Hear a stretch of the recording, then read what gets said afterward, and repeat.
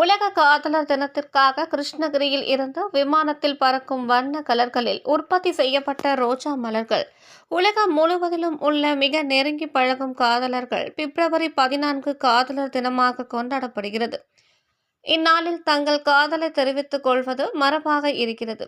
இந்த நாளில் வாழ்த்து அட்டைகள், இனிப்புகள், மலர்கள் ஆகியவற்றை காதலர்கள் பரிமாறிக்கொள்கிறார்கள். காதலர் தினம் தோற்றத்தில் இது மேற்கத்திய உலக கொண்டாட்டமாக இருந்தாலும் அண்மை காலங்களில் உலகெங்கும் இந்நாளை கொண்டாடும் போக்கு இளைஞர்களிடையே கூடி வருகிறது. இத்தகையான இந்த காதலர் தினத்திற்காக கிருஷ்ணகிரியில் இருந்து உலக நாடுகளுக்கு விமானத்தில் பறக்கும் ரோஜா மலர்கள் பிப்ரவரி 14ஆம் தேதி உலக காதலர் தினமாக கொண்டாடுகின்றனர். இதில் காதலர்கள் தங்கள் அன்பை பரிமாறிக் கொள்வதற்கு ரோஜா பூக்களை ஒரு முக்கியத்துவமாகவே கருதுகின்றனர். இந்த ரோஜா பூக்கள் தான் கிருஷ்ணகிரி மாவட்டம் ஓசூர் மற்றும் அதனை சுற்றி உள்ள பேரிகை, பாகலூர் உள்ளிட்ட பல்வேறு இடங்களில் சுமார் 300 ஏக்கர் பரப்பளவில் விவசாயிகள் பசுமை குடில் அமைத்து காதலர் தினத்திற்காக ரோஜா மலர் சாகுபடி செய்துள்ளனர்.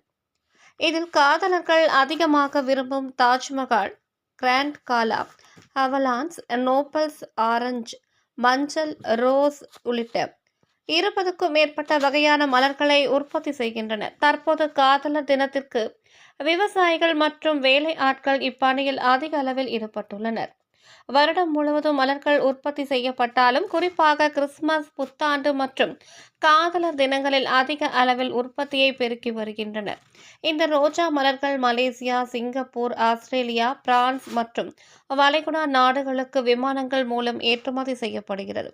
அதே சமயம் இந்த வருடம் உள்நாடுகளிலும் ரோஜா வேர்களின் விற்பனை அதிகரித்துள்ளது. இது குறித்து விவசாயிகள் தெரிவிக்கையில், இந்த வருடம் சீதோசன நிலை மாறிவிட்டதால் பனியின் தாக்கம் காரணமாக ரோஜா மலர் உற்பத்தி குறைந்துள்ளதால் விலையும் அதிகரித்துள்ளது. காதலர் தினத்திற்காக தாஜ்மஹால், மஞ்சள், சிகப்பு, வெள்ளை உள்ளிட்ட பல்வேறு வண்ண வகையான ரோஜா மலர்கள் அதிக அளவில் ஏற்றுமதி செய்யப்படுகிறது.